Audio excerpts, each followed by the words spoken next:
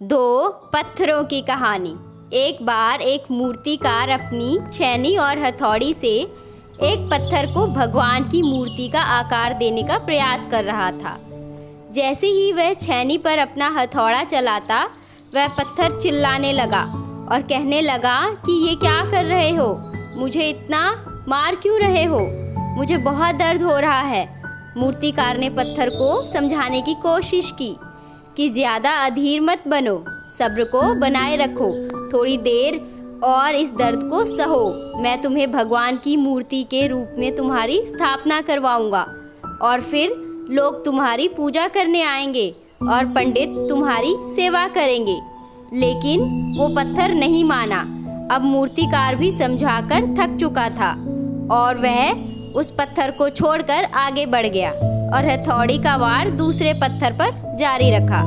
दूसरे पत्थर को भी दर्द हुआ, तकलीफ उसे भी हुई, लेकिन उस पत्थर ने बर्दाश्त कर लिया और देखते ही देखते थोड़ी समय में उस पत्थर ने भगवान की मूर्ति का रूप धारण कर लिया। उस मूर्ति की एक मंदिर में स्थापना हो गई। लोग वहां पूजा पाठ करने लगे और एक और पत्थर को उसी मंदिर में लाया गया और उस पत्थर पर लोग नारियल फोड़ते। ये कोई और पत्थर नहीं बल्कि वही पत्थर था जिसने दर्द को नहीं सहा था। अब वो पत्थर मन ही मन बहुत ज़्यादा पछताता और दुखी होके सोच रहा था कि काश मैंने उस दिन उस दर्द तकलीफ को भी सह लिया होता तो आज लोग मेरी भी पूजा करते। इस तरह रोज रोज दर्द नहीं सहना पड़ता। काश उस मूर्तिकार की बात मान लिया होता।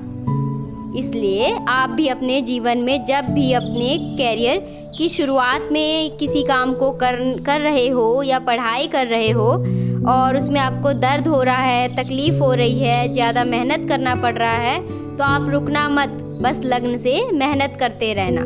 कामयाबी आपके कदम ज़रूर चूमेगी। तो आपको यदि मेरी कहानियाँ पसंद आती हैं तो वीडियोस को लाइक करें, शेयर करें और अगर चैनल सब्सक्राइब नहीं किया तो सब्सक्राइब कर लीजिए please. Thank you so much.